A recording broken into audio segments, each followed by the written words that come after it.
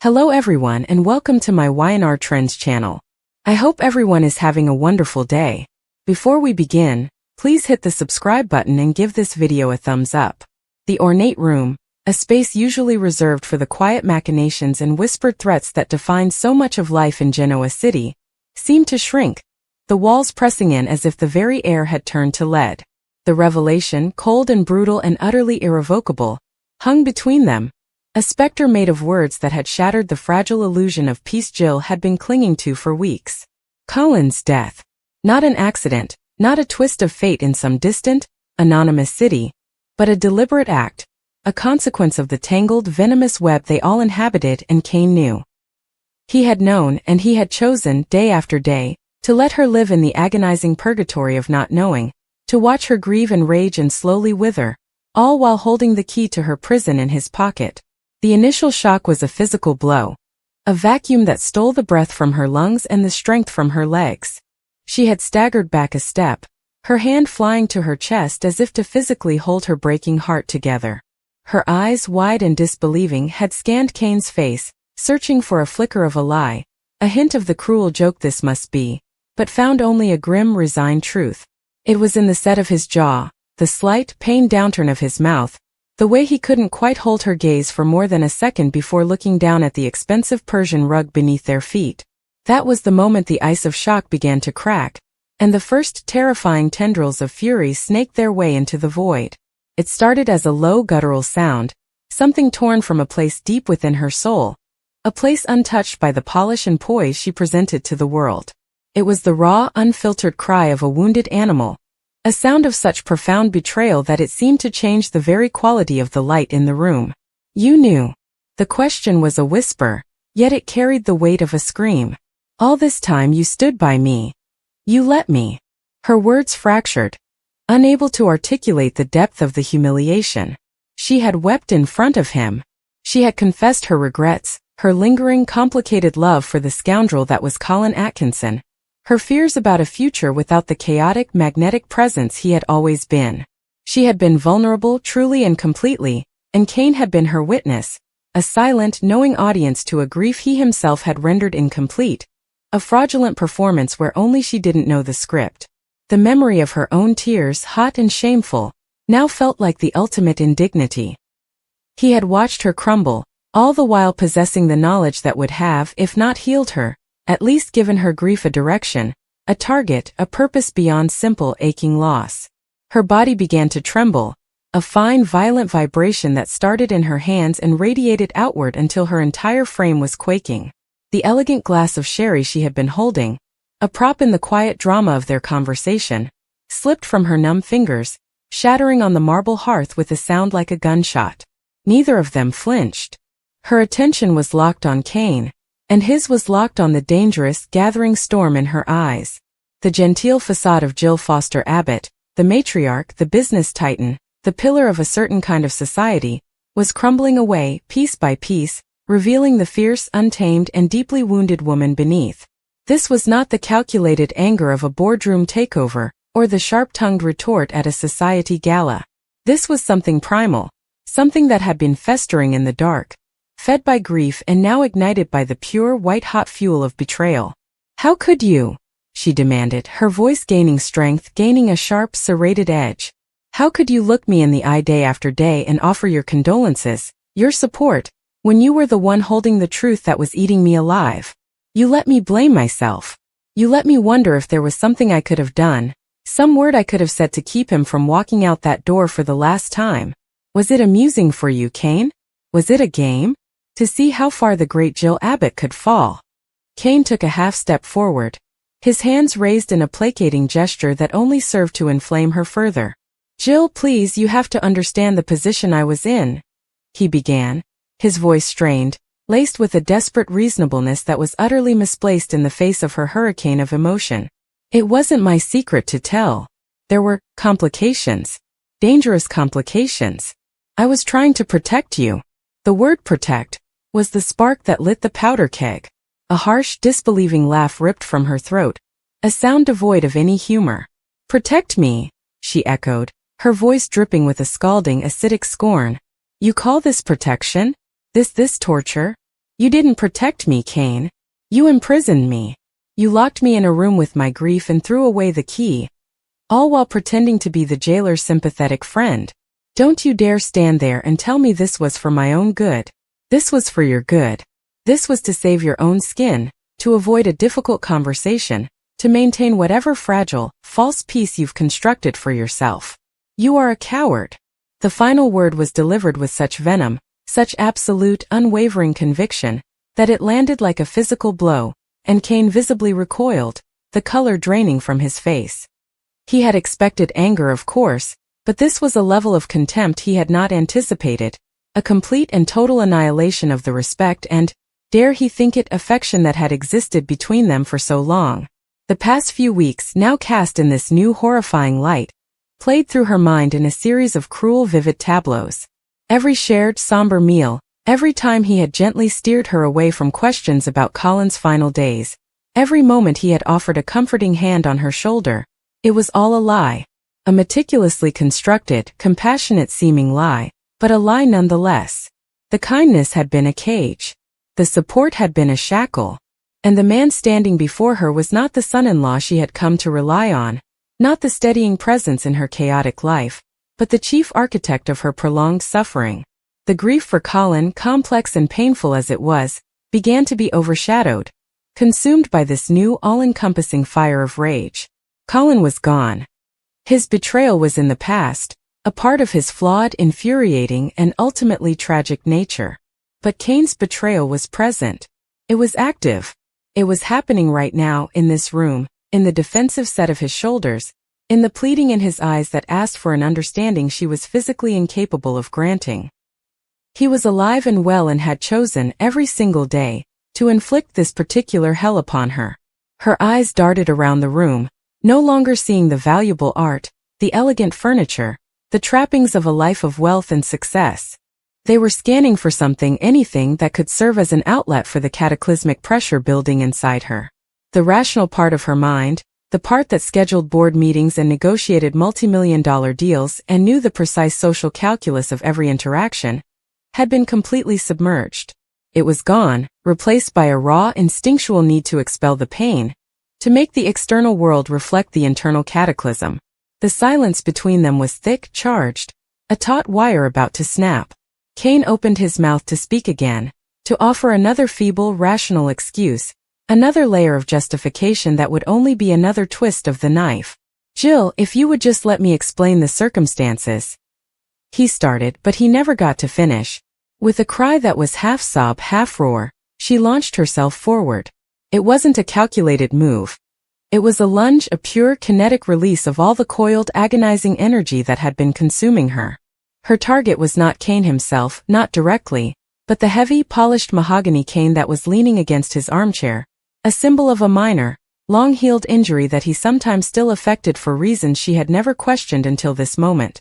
It was an extension of him, a part of his physical presence in the world, and in that instant, it became the perfect focal point for all her helpless, directionless fury. Her fingers closed around the cool, smooth wood, and she wrenched it from its place with a force that surprised even her. The movement was clumsy, fueled by blind emotion, but it was powerful. Kane, caught off guard by the sudden physical nature of her attack, stumbled back, his eyes wide with a mixture of shock and alarm.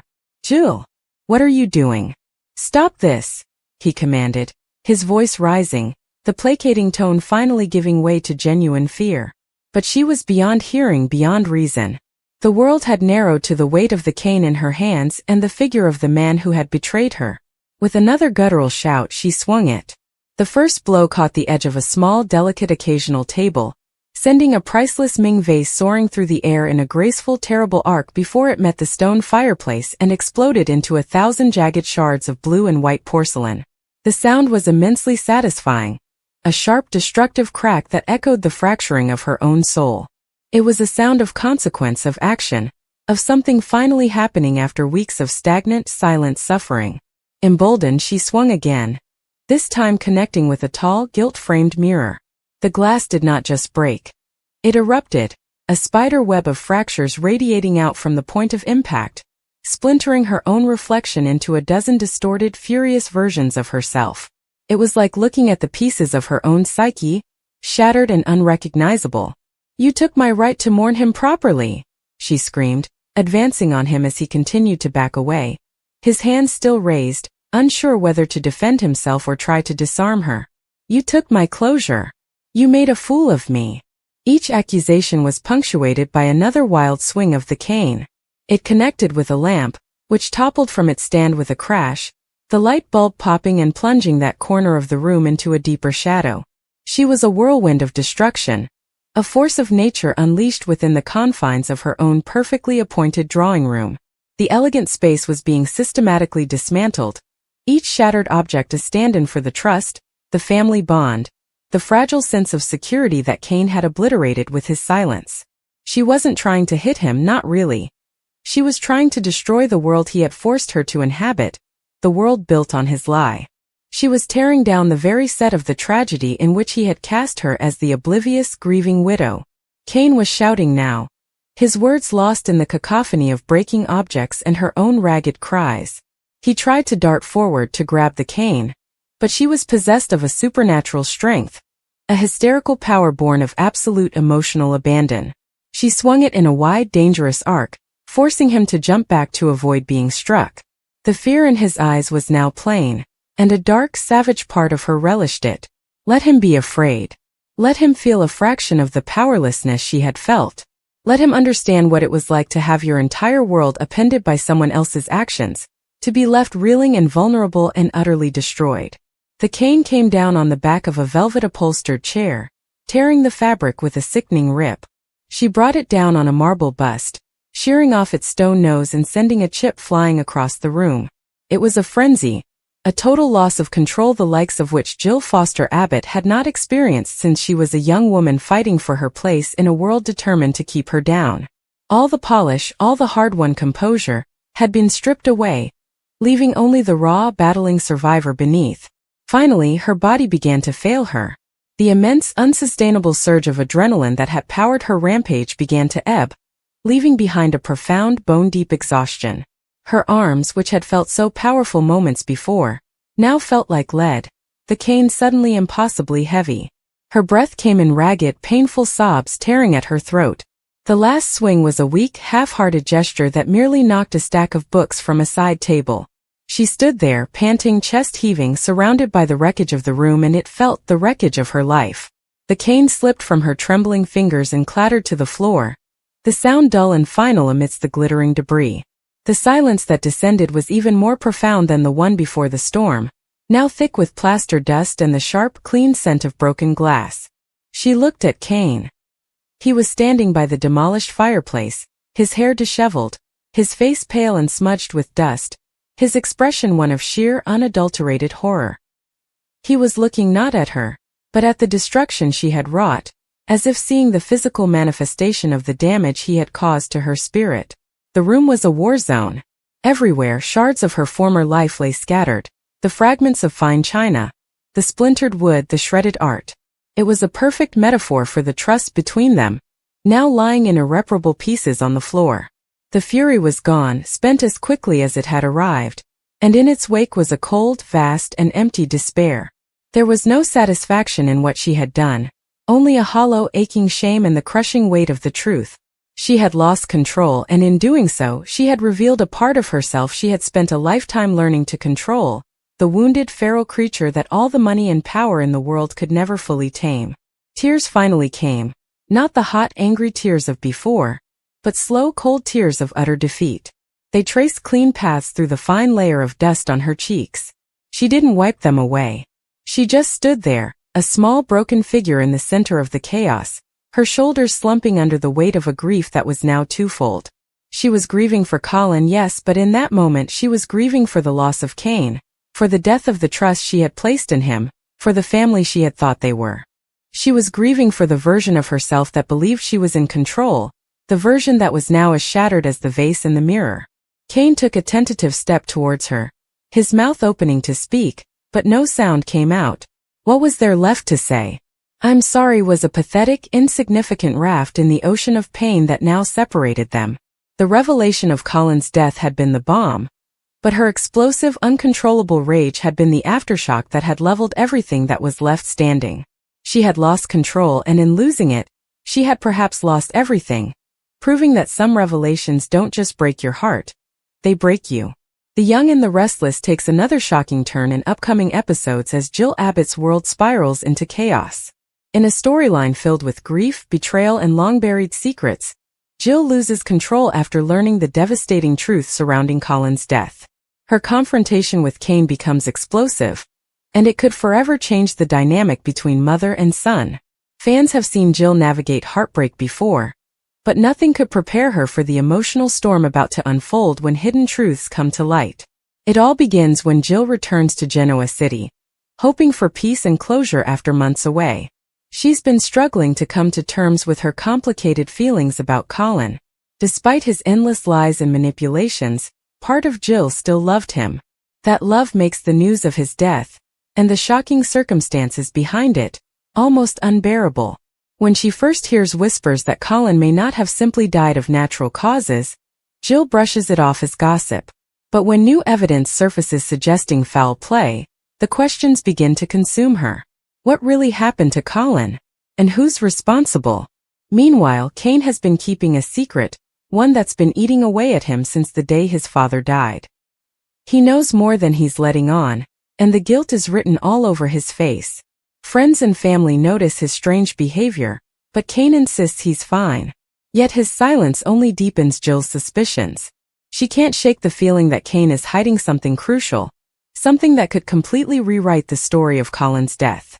When Jill confronts him gently at first, Cain dodges her questions, claiming he's trying to move on. But Jill's maternal instincts are sharp, and she's not about to be brushed off. As the tension between them grows, so does the emotional distance. Jill wants to believe that Cain had nothing to do with whatever happened to Colin, but deep down, she senses the truth is far darker than she imagined. The thought that her own son could be keeping secrets about Colin's final days fills her with anger and despair. The situation reaches a boiling point when Jill receives a mysterious envelope containing documents linked to Colin's overseas dealings. Inside is a letter, one that Colin apparently wrote shortly before his death. The contents shake Jill to her core. The letter hints that Colin feared for his life and believed someone close to him might betray him. Jill's mind races as she pieces together the clues. Could Cain have known about this? Did he hide the letter to protect himself or someone else? The more she thinks about it, the more paranoid she becomes. Her emotions swing wildly between heartbreak and fury, between sorrow and disbelief. Every memory of her turbulent relationship with Colin flashes through her mind. The lies, the schemes, the brief moments of tenderness that made her believe he could change. And now, the idea that Cain might have played a part in Colin's final downfall ignites something fierce inside her. Unable to contain her emotions any longer, Jill storms over to Cain's place, demanding answers. The confrontation starts tense but controlled at first.